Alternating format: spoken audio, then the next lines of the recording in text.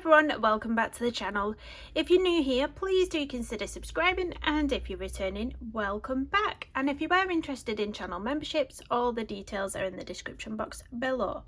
So I recently did a little flip through of these 5 illustrations by MysticArt mirrors that she's brought out just in time for Halloween. It's Cute and Creepy Monster Party, and I did ask people to vote on which page you wanted me to do as a colour along.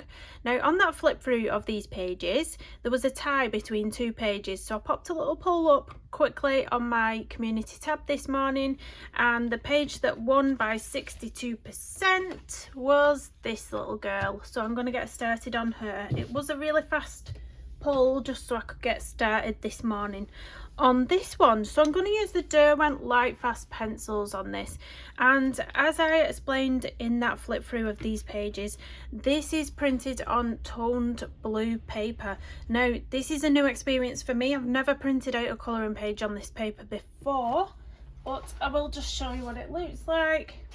It is this one. Now this paper can be quite expensive, and ordinarily I wouldn't print colouring pages out on this, but I bought this last year, intended to do some pet portraits pastel work, and then I stopped doing those and got into gouache. So this was gathering dust, and that's why I've used it. I'm a bit nervous about using the tone blue paper, to be honest, but we'll just see. So if you were following along with this colour along and you have printed out on white cardstock, don't be you know, surprised if the colours look slightly different on your page, because they will, just because of the colour of the paper that I'm using. But I thought we would go for some purple here, because obviously there's pumpkins down here that we're going to do orange, and I think orange and purples for Halloween are quite nice, and I think she'd look cute with a little like lilac-y type hair with some darker shades running through it as well. So the first colour I've picked out to use is Wild Lavender. I'll also link these pencils down in the description box below, but I will, it's zoomed out, I will bring you in a little bit more. Come on, paper, lamp even, come on lamp, not paper. So we'll just give this a little sharpen just so we've got a really nice sharp point on it. And I'm going to use this as the base colour. This paper, because it's a mixed media paper, it does take lots of layers. It's got quite a good tooth to it, so I am putting a base layer down first. I think though they look like they're popping nicely on this paper. It's a bit like when you use the tone tan paper, how the colours pop. It looks like they're popping on this page as well. Like I say, I wouldn't pay expensive to, you know, buy that to print out on ordinarily, but it was sitting gathering dust from other projects what I wasn't doing anymore, so I thought, why not try it out? May as well, aren't we? There's no point it sitting there. Yeah, I used to do the I used to use pan pastels and do a few pet portraits, but I just found it quite, I was getting quite impatient because they do take a long time, and you have to sort of do some layers, put it down, and then come back to a project like that. And I prefer more of a immediate satisfaction from my art, shall we say. So the gouache, the little Pantone cards, the gouache, I can get one of them done in well, 2 to 4 hours depending on what I'm doing. I can get one of them cards done, and then it makes me instantly happy. So you can see I'm not being very careful about how I'm putting this pencil down. I am just getting a light layer of it down. You can see, but it's popping off the page. Really nice. So that's our base colour. Then I'm going to go in with the darkest colour, which is, I've picked out Nightshade. Isn't that a nice name? So why are we not focusing today? What's wrong with this camera? It never normally does that. That's strange. Right, so now I'm going to do what I normally do, where I bring in these colours on the top and bottom and leave a highlight in the middle. So this paper is really really nice actually. I printed this PDF out in grey as well. You can choose, you know, the line art here. I picked the grey. You can have it to print out as black and it'll be more bold. But I didn't want it to be super bold on this.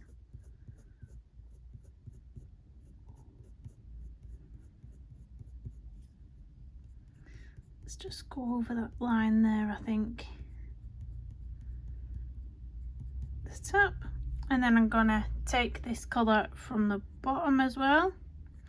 You can go over that line art as well. I'm gonna go over it. See that big thick line? I'm going over it with a pencil because I don't want that standing out. I'm gonna do it on this side as well.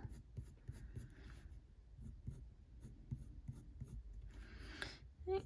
Then go from this side, and that's all we're gonna do on every strand of hair or section of hair.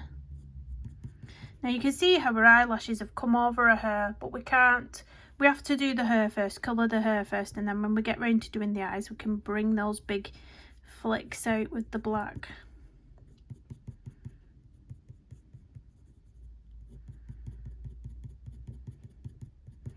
There we go. Then I'm going to go in with a bit of my middle shade, not too much of this, but I'm going to use the violet.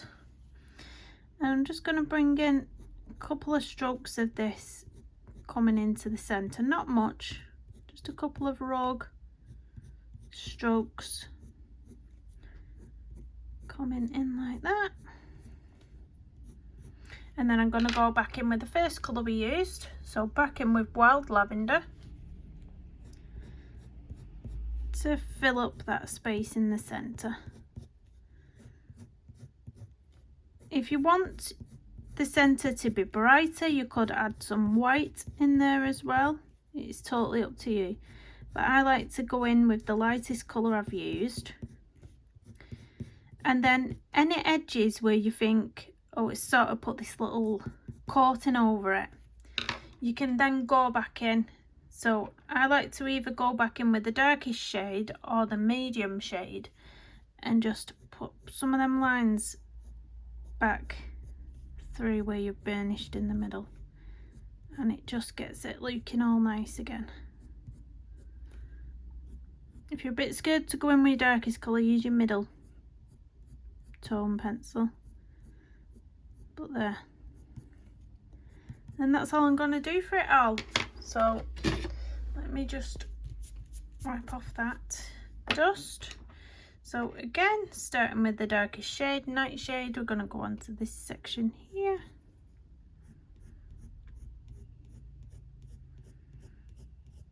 I find her very therapeutic. Very therapeutic colour in here.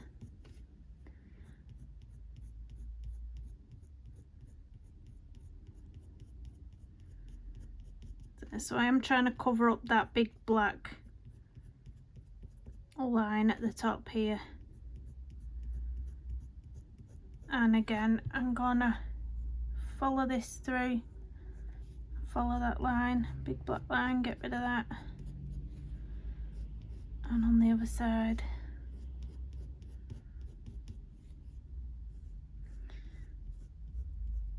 And then we're gonna start from the bottom. Take some of this colour up. These pencils are really nice. I was so kindly gifted these pencils and I'm over the moon. They work really well on a toothy paper as well. They're working brilliantly.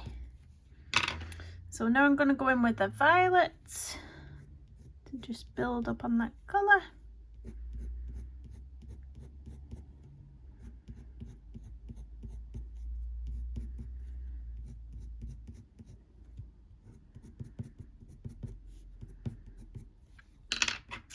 And in with the Wild Lavender in the middle.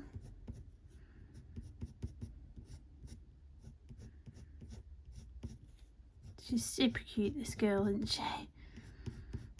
Super cute. It does remind me a lot of Mariola Budek, this illustration. I think I said that when I flipped through it. I was like, really does remind me of Mariola Budek. So back in with the Nightshade just to bring some of those strokes through. Just adds an extra layer as well, really gets into that tooth of the paper and fills it up. I'm going to put a bit more on here actually at the top.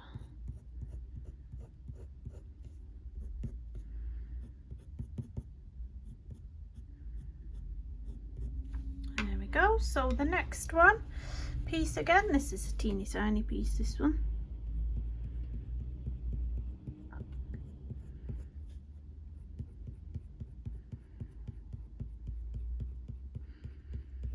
I think I do prefer illustrations that don't have such heavy line art.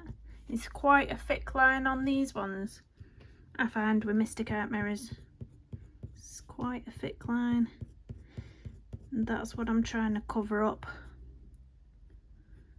with the pencil by going over it.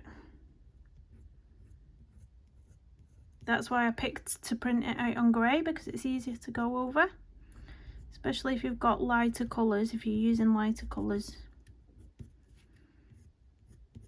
Right, going in with the violet. Pop a few strokes there.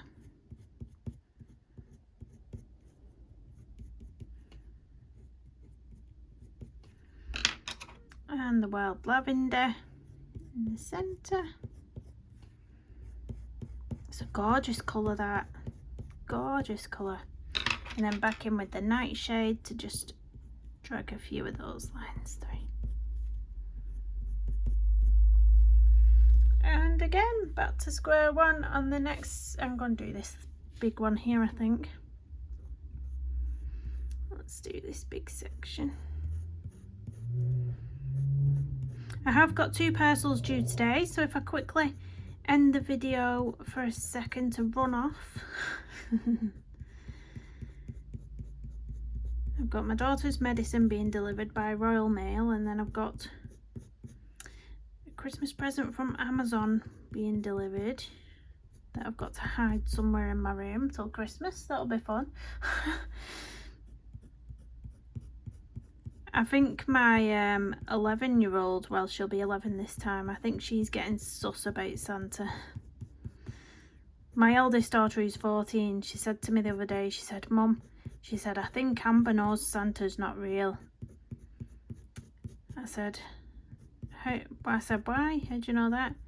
She said, "Because she keeps asking me why near Christmas there's always loads of boxes in your room." And I was like, because I always tell them it's my colouring stuff. If a parcel comes through the door and they go, "What's that?" I go, it's a new colouring book. It's just a colouring book someone sent me to review." That's what I said to them. So they just think I've got a room full of colouring books. But they're getting sus. She's obviously, my 10-year-old is getting sus. So, oh dear. So this has sort of twisting round, and we're having a bit of a darkness there. And then I'm going to continue here. I love those bats, but they are like, you know what I mean? They would have to stay that colour. You can't colour them in because they're just, don't know what to do with them, if I'm honest. What should we do with those bats? It has thrown me a little bit. Unless I put some white gel pen detailing on them somewhere. I mean, I don't know. What could I do with them?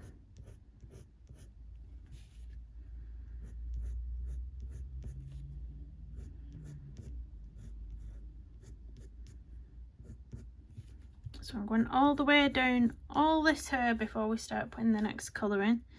So you want to outline all that line out.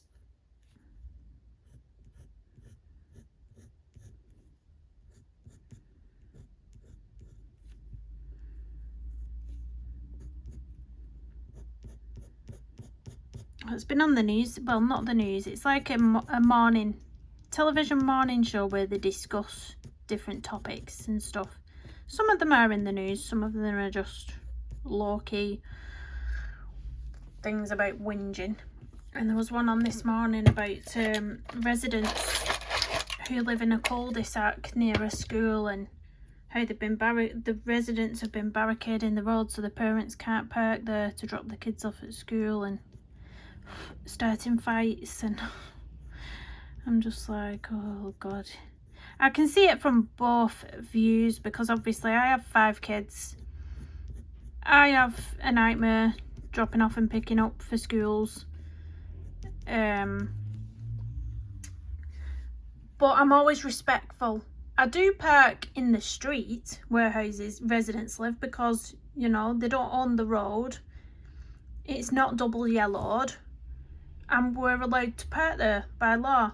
But what I'll never do is block anyone's driveway. I will never do that. I think it's disrespectful. I would never do that. If there was nowhere to park, only in front of someone's driveway, so it was blocking them in, I wouldn't park there. I'd go and find somewhere else. I would never in a million years. I'm going in with a violet now.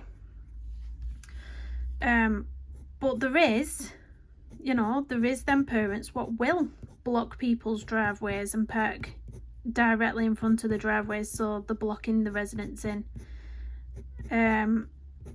Which I think's wrong. I think that's wrong, and I would never do that. But when the residents whinge about parents just parking in the street, it's like, well, you know, you don't own the street. It's not double yellowed. You know, you've got your driveway. You know, I'm allowed to park in the street as long as I'm not in your driveway. You know, I don't see the people what make a fuss about something that isn't theirs for the sake of, literally, I mean, I park up and then I get out my car, I get my child at literally 5-10 minutes and I'm out of there. Do you know what I mean? It literally takes 5-10 minutes and then you're gone.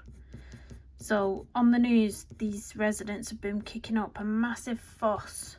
And I'm like, but it's literally just 5 minutes where they grab the kids. You know, I don't agree with blocking driveways. Don't block driveways. Don't block anybody's driveway. But to just park in the street, you know, the residents don't own that street. So, wild lavender. It's like, my mum's a bit of a Karen as well. She doesn't watch my videos, so it's fine. But my own mum's a bit of a Karen. She doesn't drive, so they don't even own a car, right? They don't own a car. They don't have a driveway. And if anybody goes and parks in front of a house, just on the street, where they're allowed to park, on the street, but in front of her house, she'll go, oh, they keep parking in front of my house, yeah. And I'm like, but you don't have a car, you don't drive, you don't have a driveway, so they're not blocking your driveway. They're just on the road outside your house. What's your problem? Like, mate. But yeah, I think everyone has different views, don't they? And there was someone on there this morning saying, well, because they always come up with that, don't they? Because there's the argument of, well, when the council builds schools, they should, you know, make sure that there's adequate parking for parents, which I agree with. I think they should. They should councils should make sure that there's adequate parking around. And then there was someone else saying, I'm going in with violet now. There was someone else saying, we've got an obesity problem in this country. Why don't they, you know, she said, little Timmy. She said, why don't they get little Timmy out the house and walk him to school? But it's not always that simple. People think it's that simple. It's not. People's lives aren't that simple. There's people that drop the kids off to school, then rush straight to work, you know, because parents are rushing around trying to get the kids into school, then they can go to work. Or like me, they have multiple drop-offs because they have a child with special needs and they've got to get to a special needs school and then straight from the special needs school within 5 minutes to the mainstream school. And people don't understand this. They think everything's simple. They think, oh, if you live within 3 miles of the school, just walk it. Or bicycle or get on a bus or whatnot. They're not taking into consideration all the other factors. It's just silly. And someone actually said on the program, because they all debate, you'll see a panel of people and then some will be saying, oh, I agree with this, or oh, I disagree with this. So the woman who was saying, well, just walk your kids to school. There was a gentleman on there saying, well, I can tell you don't have kids. I just thought, oh. He said, I've got 5-year-old grandsons, twins, he said, and I couldn't walk them to school. Because you know yourself, don't you? You know your own child. If I had a, you know, if I didn't have to get from a special needs school to a mainstream school within 5 minutes, and I didn't have another child with special needs who won't walk on the wet ground when it's rained because she's got sensory processing disorder, you know, then I might walk them to school. But there's so many factors, and like I said, people trying to get to work straight after the school run, they can't walk there because they've got to rush straight, you know, they've got to rush straight to work. It's just, you know, it's not feasible. Nightshade again, I'm going to go over onto this side now and do the same thing. Oh, that was a horrible glare, wasn't it? Let's bring you down a bit. But yeah, it always gets me, that one. I'm going to turn you upside down in a minute, or to the side. Look how horrible that glare is, I hate it. Yeah. It always gets me on a rant, that conversation, that debate. Because I'm like, well, the councils need to, when they build these schools, they need to go, oh, well, where are the parents going to park? Let's make sure that there's adequate space here. I'm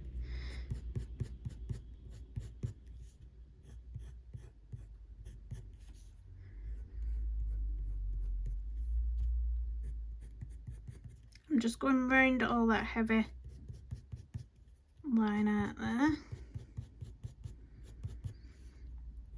I don't care for the niggly bits. That's what you call them. The small sections. I prefer bigger sections, but it's quite a small area, this one.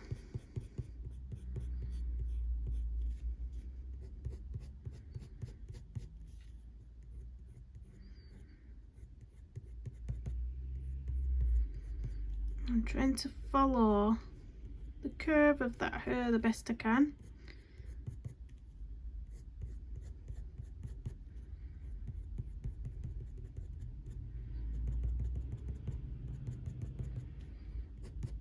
Gonna go in with the violet now.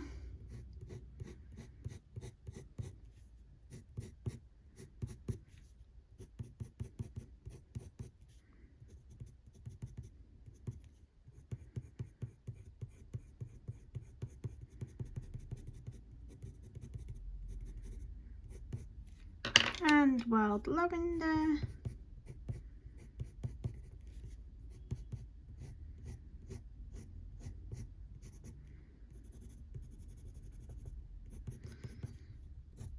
There we go. I'm back in with the Nightshade in a second. So what else have we got to whinge at? What else have I seen on the news or about? Don't think I've got anything else to whinge about. There we go.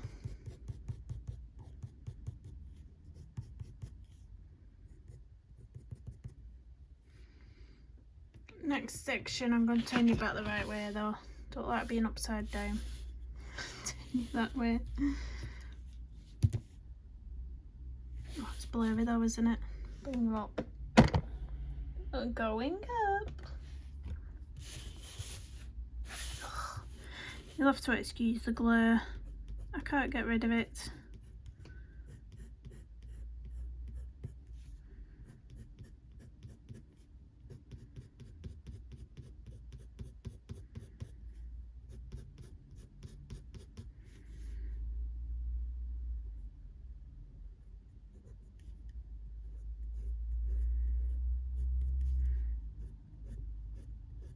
So again, coming from the bottom, leaving that highlight in the middle.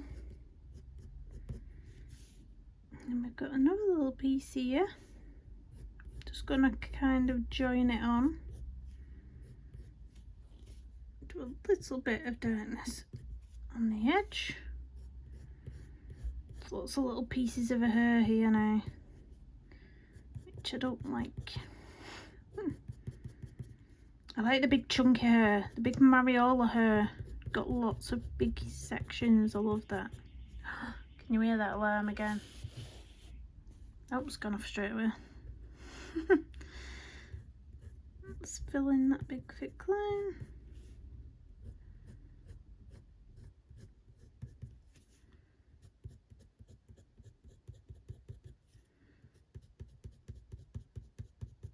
That is the eyelash that's going through there, which we will fill in later.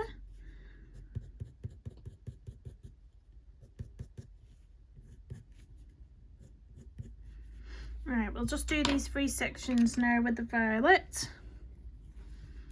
I thought I may as well do more than one section at a time here, because they're just teeny tiny sections.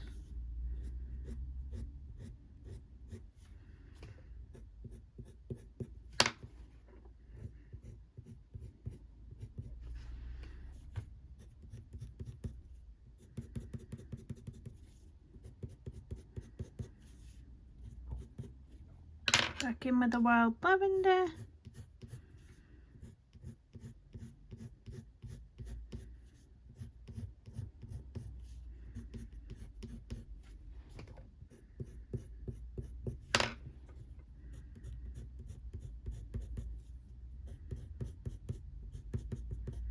And then the Nightshade to pop a few of those lines back in.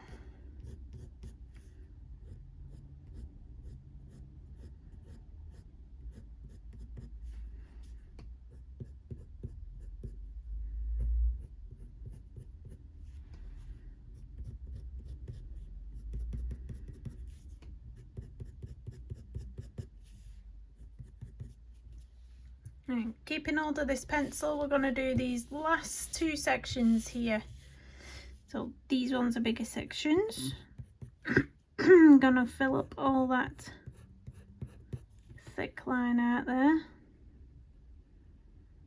You can literally just do like a bit of a block colour on that edging.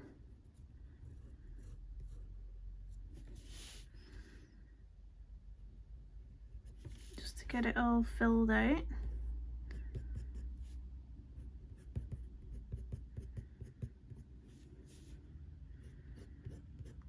Come down from this side.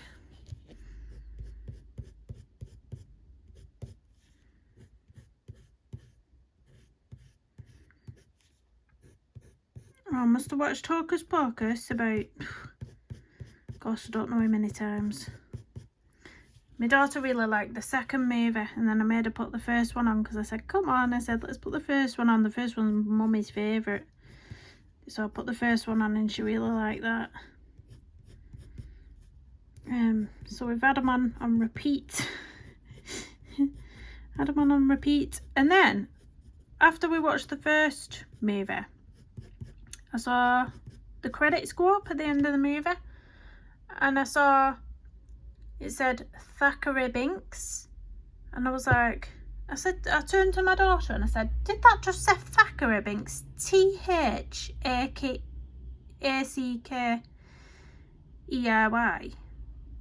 Thackeray.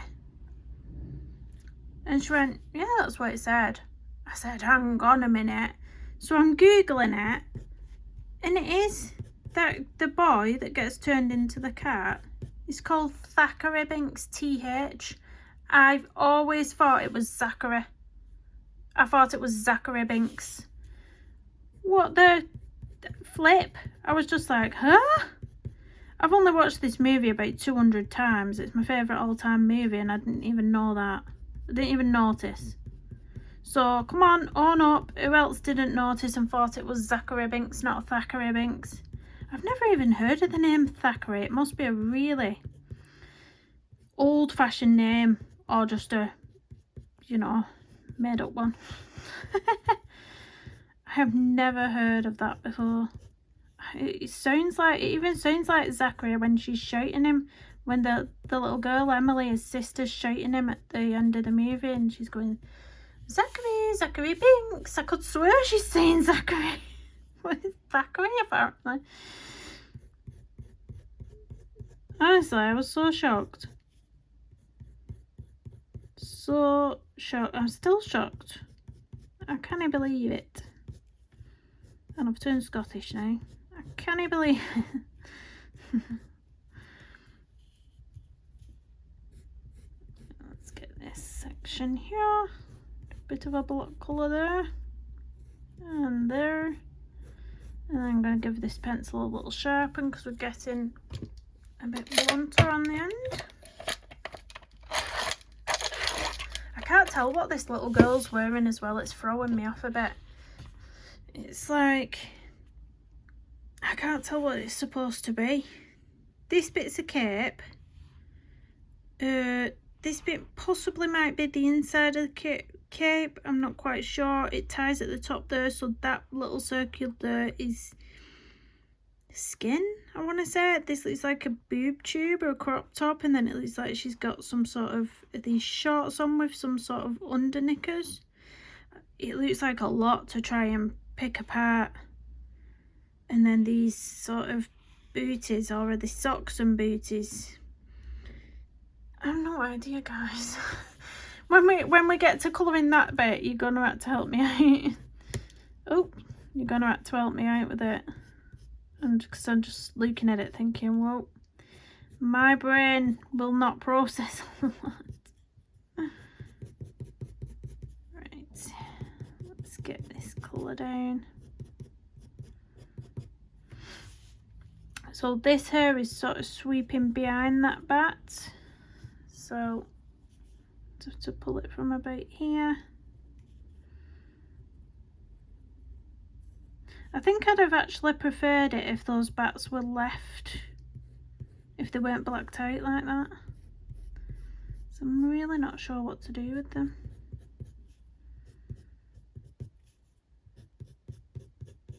Unless I just get, because it's printed out onto cardstock, I could just, you know, use a black alcohol marker to just black them out fully.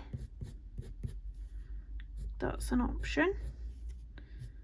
I might do that actually. Yeah, I might do that.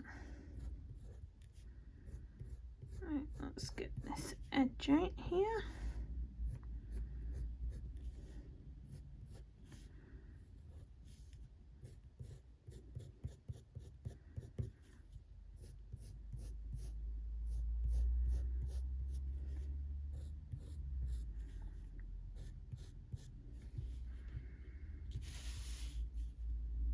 The last little section, just joining all that on there, and I can get that line coming out.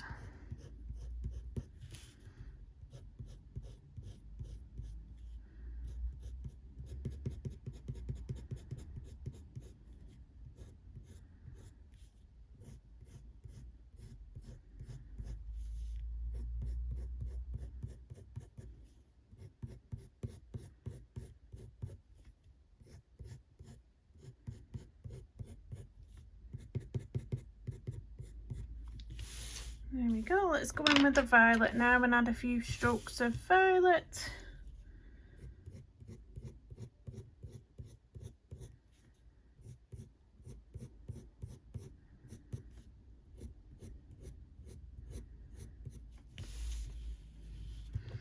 That glare is horrible. Look, it looks so pretty when it's not got glare on it.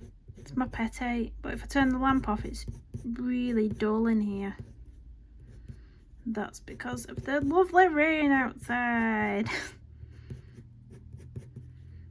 Lovely rain. Let's just go in on these pieces. Then we can get that lovely wild lavender down on the page.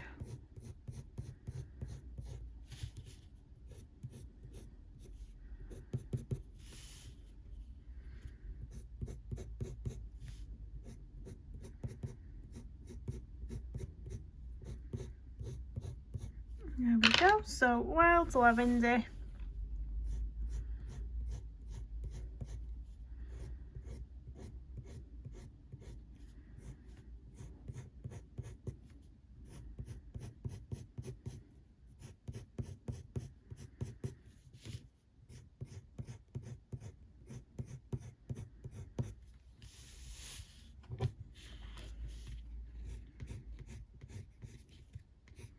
So what are we all, if we are following along with this, what are we all colouring on? Have you bought the physical copy of the book? Are you colouring on white cardstock? Have you printed this out on tone tan paper? Have you got tone blue paper like this? What we're working with. So back in with Nightshade for those little extra strokes. My belly just rumbled.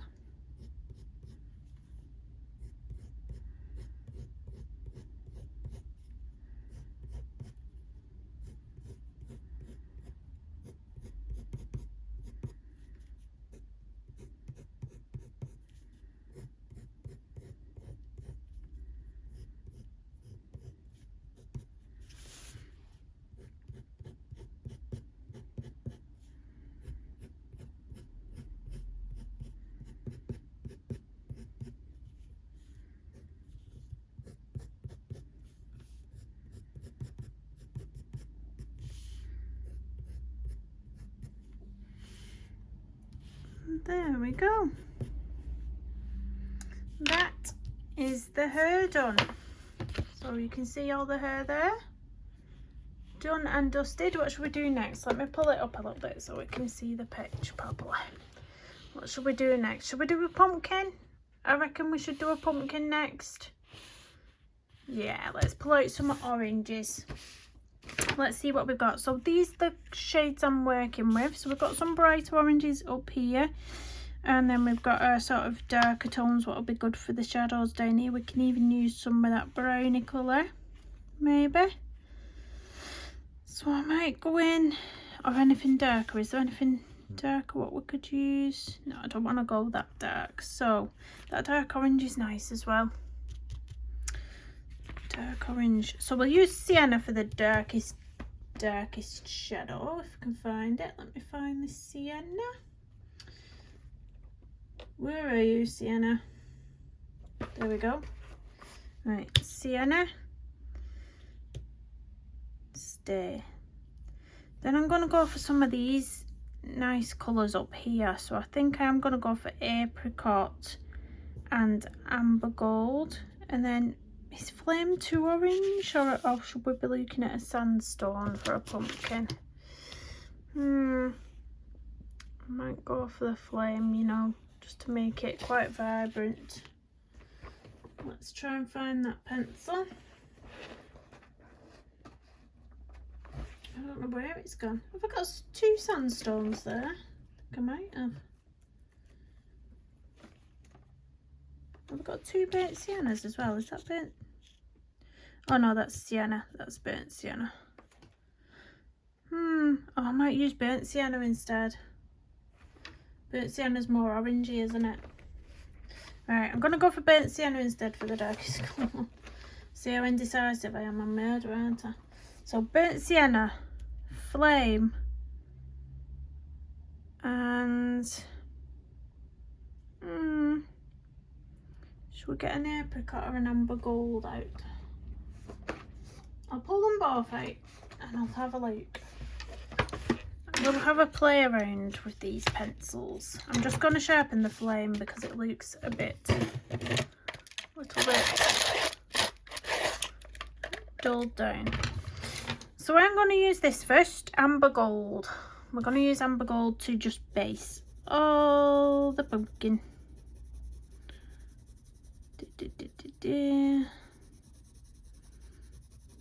Cover all that white space up. Doing the inside of the eye there, but not in the middle. So just doing that bit there. Now, where would the top be? Is she sat on it? Is that the part of the pumpkin there? I think it is. So again, base layers don't have to be neat. Just get that layer going on. I said cover up that white space, but it's like blue, this paper, isn't it? But you know what I mean. Again, the inside bit of the nose and the eye.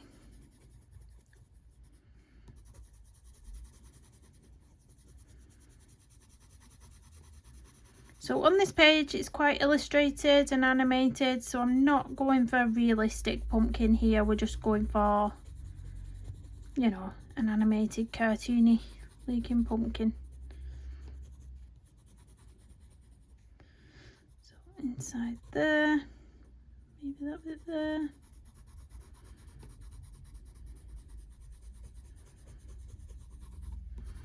There we go. So I'm going to pick out the darkest parts now. So I'm going to use the burnt sienna to pick out all the dark areas, to come down a little bit. So I'm going to go over all this line art with this burnt sienna. So I'm going to start off over here. See what I mean about the lighter colours being harder to go over? If that was black line art, you wouldn't be going over that as easily, but it's grey, so it's fine.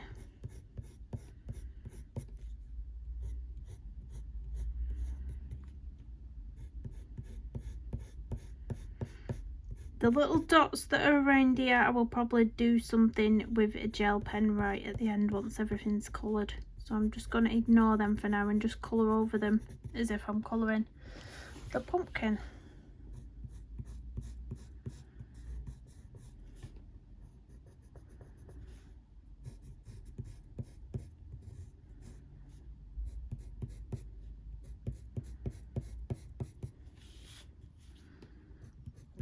Outside of this,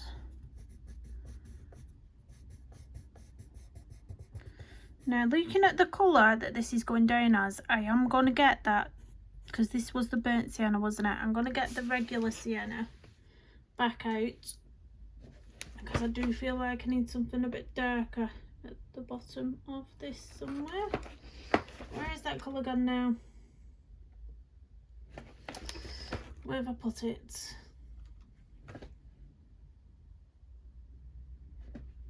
Pencils are so hard to see when they're like this, when they all look like that. There's only the end, literally the little end bit.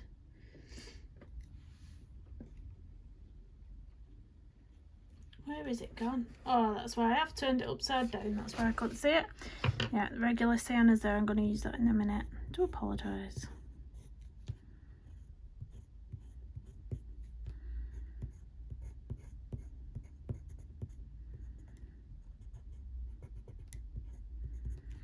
So we're just getting rid of that line out, basically.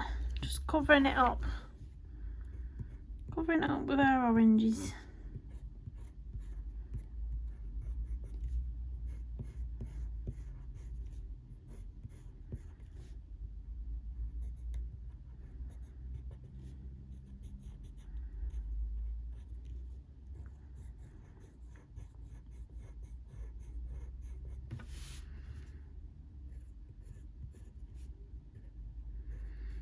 Does anybody else like to do that with the coloured pencils, or do you leave the line art black, or do you leave it grey? Would you leave it as it is?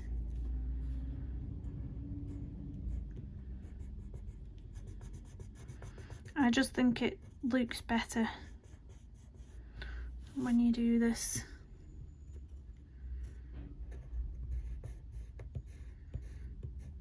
There we go. Around the eyes, and then we're done with this pencil.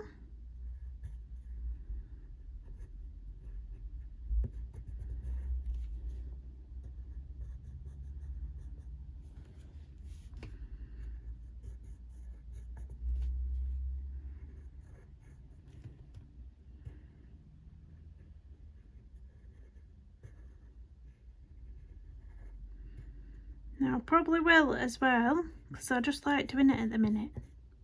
I will probably put lots of white gel pen detailing in over this pumpkin as well. Maybe some magical little dots that look like fairy dust or something. Something magical. That might be nice. Right, so that's everything outlined. Now I'm going to go in with the Sienna. So this is the regular Sienna, and we're going to start from the line, and I'm going to go all across the bottom, and this is just gonna, that blends in really nicely with that colour actually. And I'm just gonna, anywhere I think there would be a shadow, so right at the bottom of the pumpkin, I'm just gonna bring this colour up. These pencils are working fabulous on this paper. They feel really soft going down, they're amazing. Really, really nice.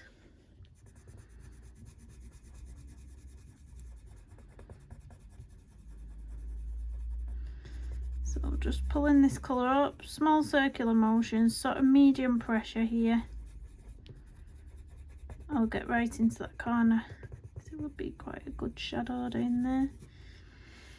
And then maybe at the sides here we would have it brighter because we've got the flame here, so we would have a glow from the flame. So I might put some yellows around there, but I'm just going to put a really light layer of this just to blend out that edge into there up here. Really light layer because you want to be able to get those yellow tones in over the top. So you want to leave some tooth of the paper for that. So over this side there's another flame, but it's not as close to the pumpkin as this one is, so this might have a little tinge of yellow over here, but not as much as this side. So you can, again, you can leave room to put a little bit of something around here if you want to. A little bit of yellow showing through. In the corner would be really dark and shadowed, and around the edges of anywhere where there's an object.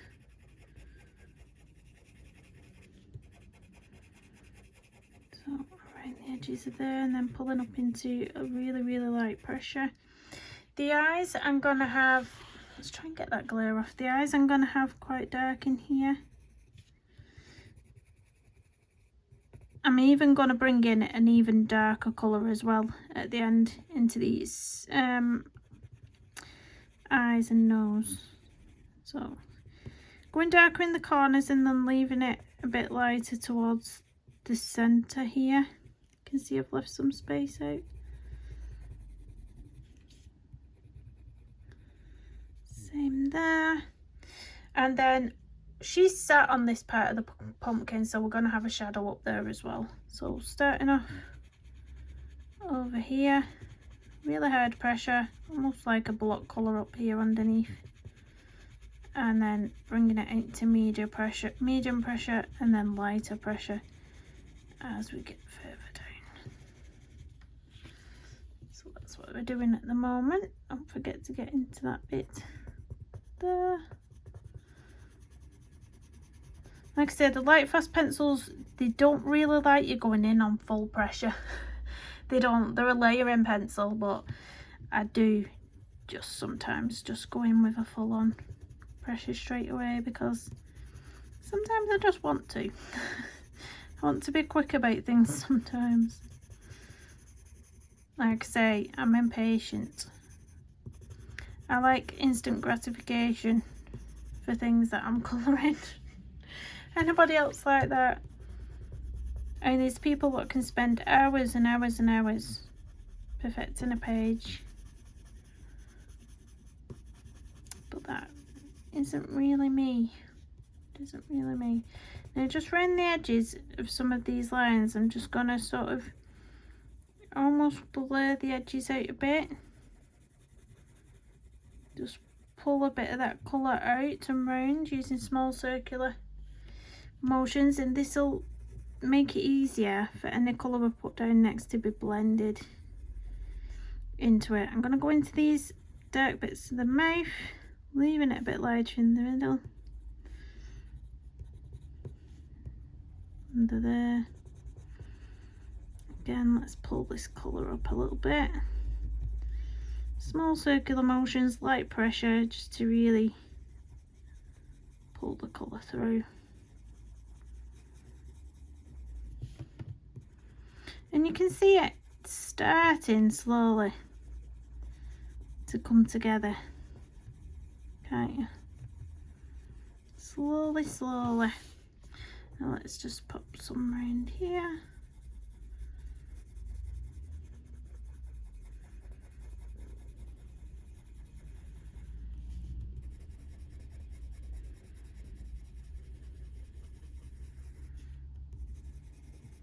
There we go. I'm going to pick out a dark pencil just for the shadows of the eyes, just so we can get those in. So I'm thinking maybe something like a lichen green might be nice, because this is the darkest colour we've used on there at the minute, Sienna. So we need something, no, I'm going to use something more browny, I think. Maybe an autumn brown, because that's keeping with the richness of the oranges. Autumn brown, let's have a look. There we go, autumn brown. So I'm going to add a little bit of this into the very edges, but I'm using a medium pressure here, medium to light pressure. So initially get into the corner with the colour, and then using small circular motions, just pull the colour out. So we're getting a nice blend on the edges. So you can see we've only put it in the corner. And then we're going to do the same right here.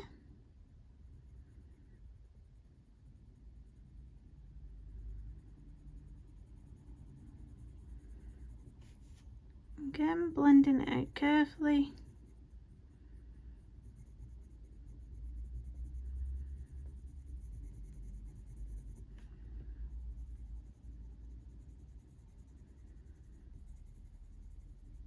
Inside the eye will be whatever is in the background, which I'm not sure about yet. So that's that. So I'm going to go back in with the burnt sienna now, just to blend that autumn brown in. So you can see we've got that blurred edge now.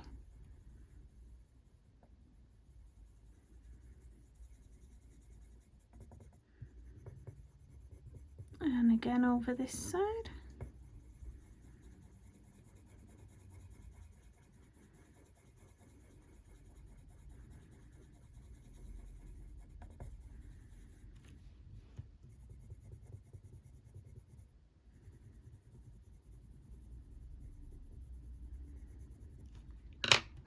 So going back in with the autumn brown again, the edges of the nose.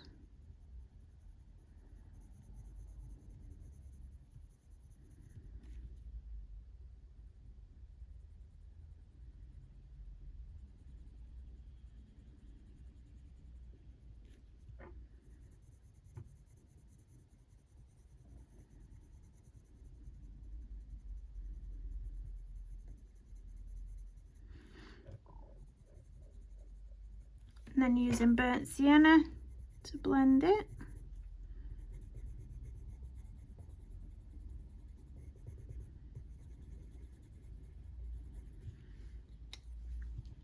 Autumn brown again, this corner.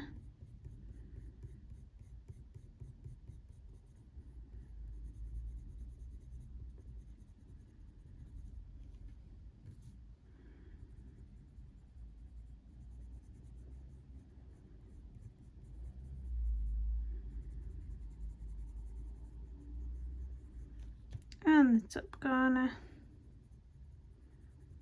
of the eye, and blend it out with a burnt sienna.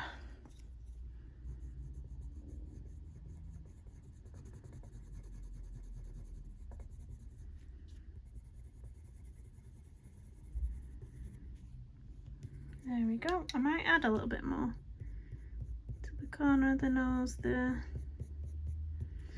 and just this eye. I feel like it needs a bit more.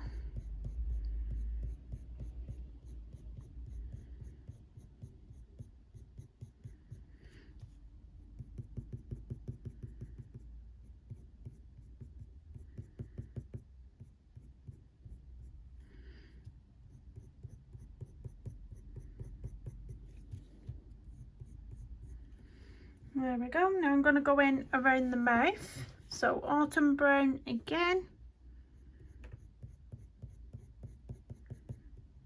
Corner of the mouth there, leaving a bit in the centre. And then coming from here, it's a bit darker again.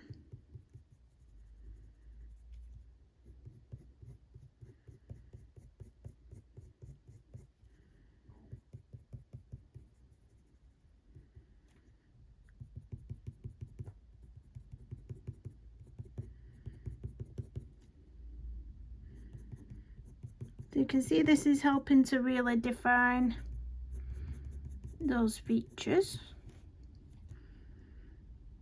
It's a little bit under here I'm gonna deepen up.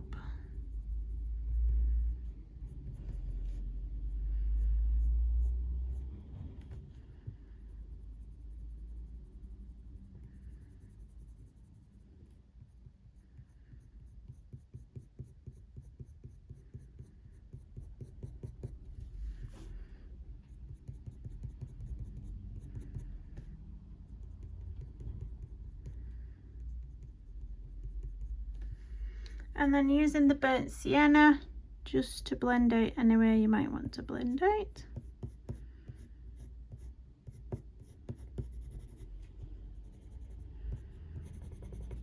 And if you want to go back in with the autumn brown for any extra brownness, any extra darkness.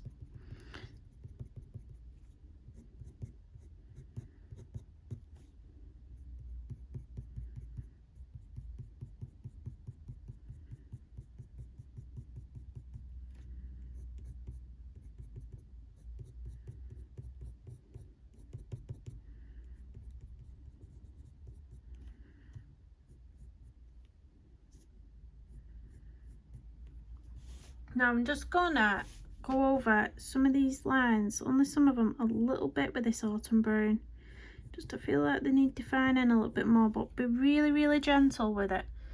Be really gentle with the colour. I'm barely touching and I'm just doing really light strokes and pulling down really lightly. Then you're not gonna get such a harshness to it.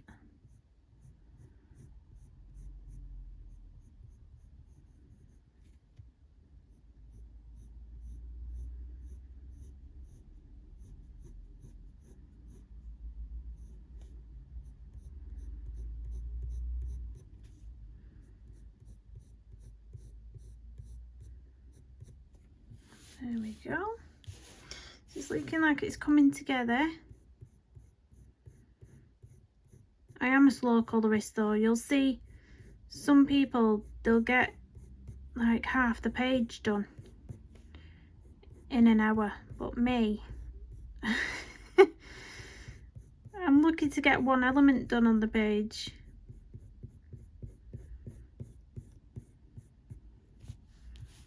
Just going around these edges now with this.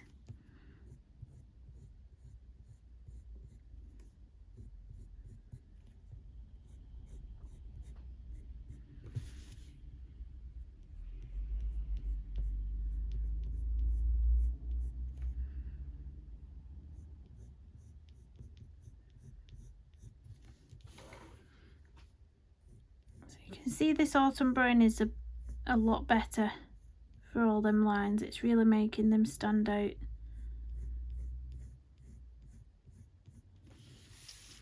And we've just got this outer line to go over. But I have been light on the pressure with this. I'm just sort of flicking the colour around very subtly.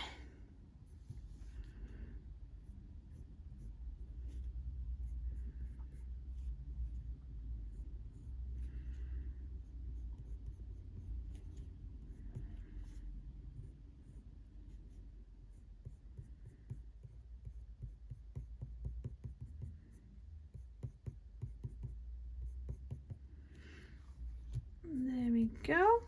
Then we're going to get some of that flame. We're going to really get some of that flame and apricot into this now and brighten it up. So I'm just going to sharpen this flame pencil. It's not the best. And we're going to go in with our medium pressure now. Also bringing in the yellow darker where there's a flame. So right here where there's a flame, going in with amber gold around this area.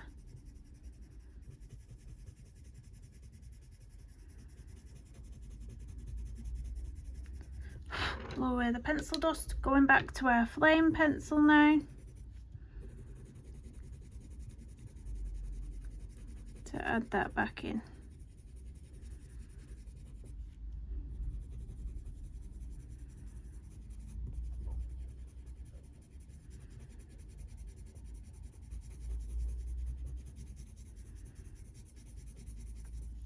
I'm just going to pop some apricot down to see what this is like. So apricot right in this corner. I'm just going to see what sort of, yes, that's a bit more yellowy. Yeah, that's a bit more yellowy. So we'll go for flame where I think it would be a bit darker and brighter. And then we'll go for the apricot in the lighter areas, possibly where the flame is. That would have been nice.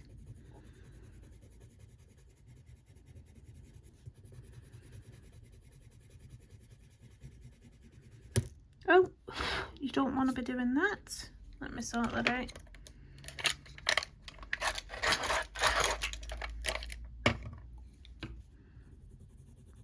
That's better. So I'm going to turn you around a little minute.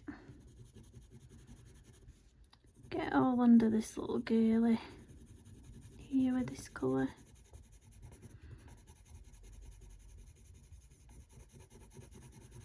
We're really going to get this colour down now. Going down heavier on the colours.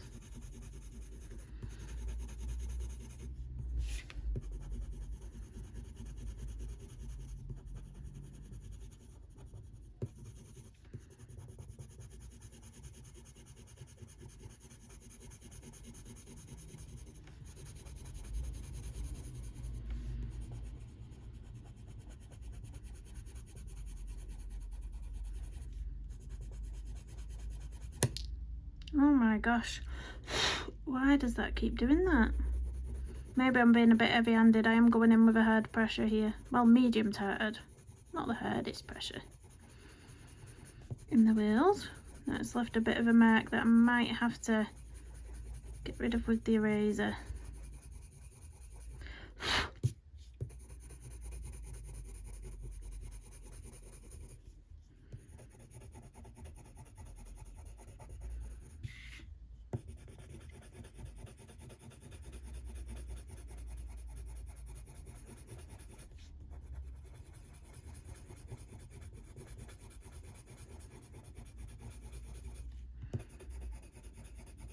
So now we're coming towards this flame now. I'm going to go in with the apricot actually, not the amber gold. Let's get a bit of apricot around here.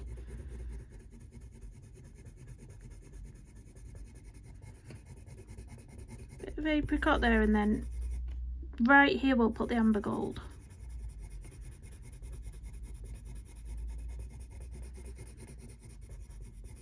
So that's apricot.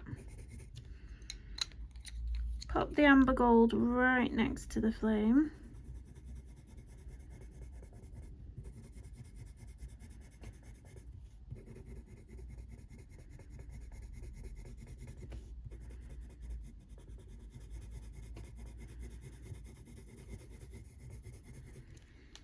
And then back in with the apricot around here.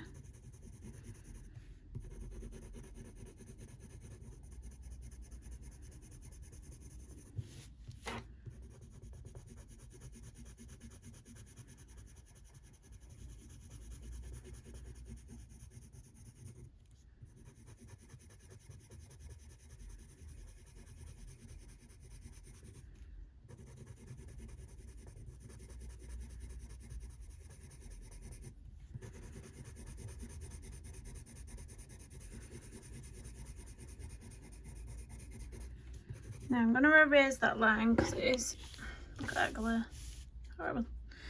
That line that we created with the snap pencil, I'm going to get rid of that. Now that will mean we have to go back over with our colours that we've used. So I started off with this colour, maybe a bit of the burnt sienna around here, and then flame over the top. And get rid of that, sharpen that. Let me move this camera. That's a bit better. Right, so I'm going back in with the flame now, and I'm just trying to build on this colour. We're trying to build on this colour and get rid of all that tooth of the paper, which is tricky to do because it's really, really toothy. Really, really toothy, so you need quite a few layers.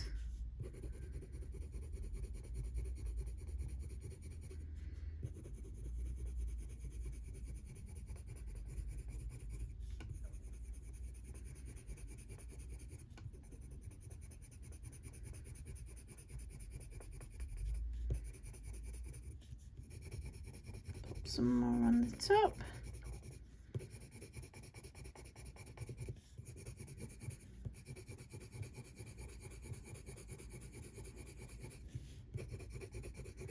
So we're sort of alternating between the flame and the apricot at the minute to build up the layers and get it all burnished.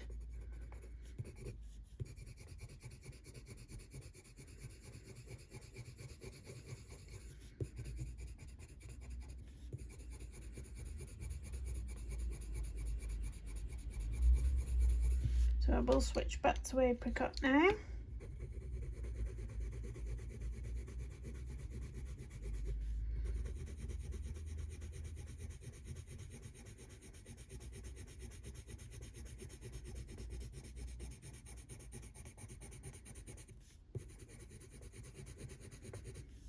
You know what, I actually think colouring pumpkins is one of my least favourite things to do. I've just decided. I don't like colouring food in general. Food is a no-go for me. That's why you'll not really see me do any pages that have food on unless it's a Clara Markova page where it's got a bit of fruit, berries on. But in general, food, no, it's a no-go for me colouring. I prefer animals, portraits of people, but yeah, it's not my most favourite thing to do, this isn't.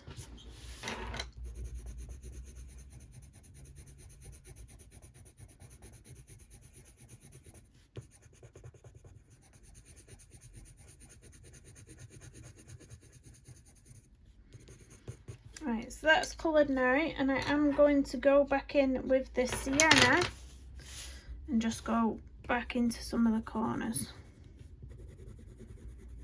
of these pumpkins. Of this pumpkin.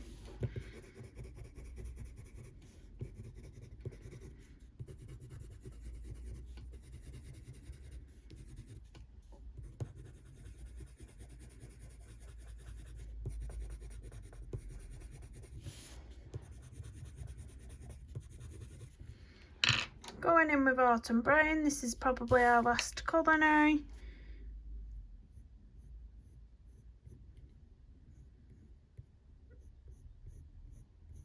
I'm just re-putting in some of them lines.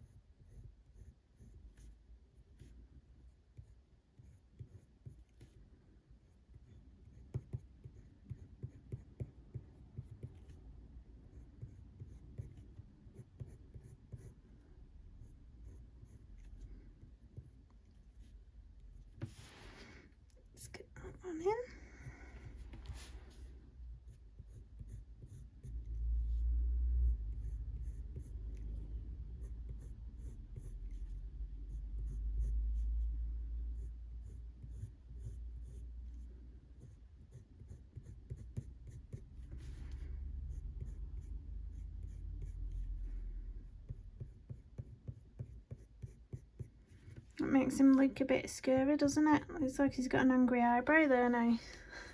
That's quite cool. Oh dear me. Just see if I can make him one on this side. Oh yeah. Angry pumpkin.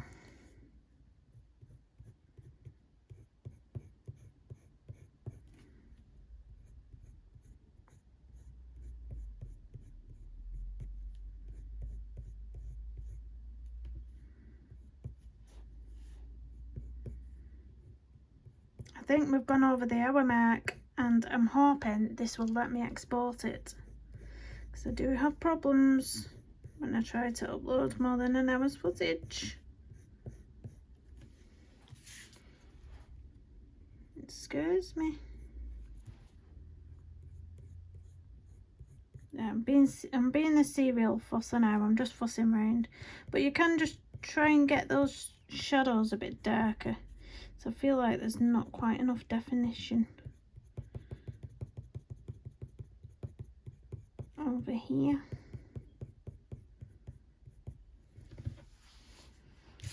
There we go. I'm going to get my white gel pen. I'm going to pop some details in. Details. So all them little spots you can see, I'm going to go over with a white gel pen. You can use a Posca pen if you want to use a Posca pen.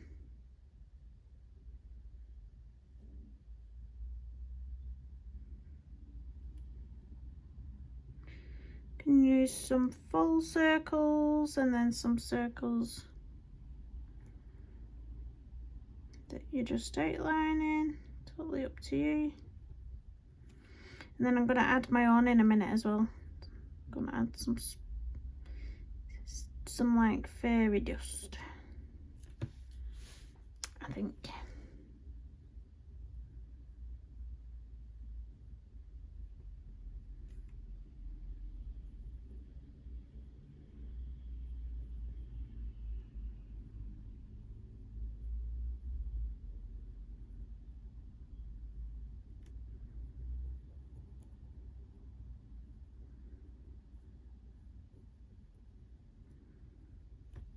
Have we got any more going on? I think there's a little one here. So I'm going to add my own little dotting detailing in now, so just little teeny tiny dots here and there. Randomly, you can add some bigger ones as well, bigger dots. Smaller ones create the magic to look like sort of fairy dust and magic. The little ones, I think they look like little dust or glitter, don't they? So it's going to be a magical pumpkin. Some big ones with some tiny dust around.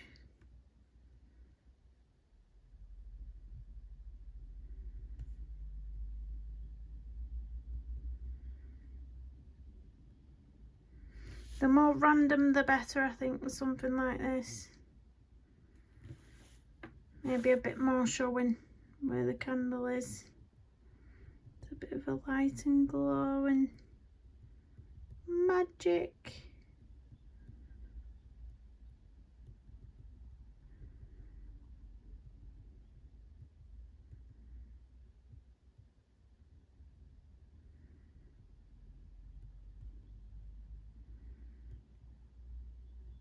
I think we've got enough sparkles yet. I don't know if we have.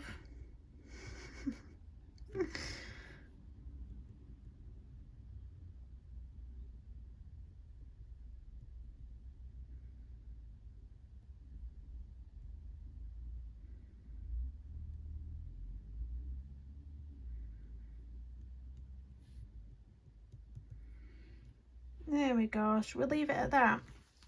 I'm feeling like I want to colour those in though. The ones that I've done an outlining round, I'm thinking I want them a solid colour. A solid white. I'm going to fill them in. When you just look at something and you think, it doesn't quite look right.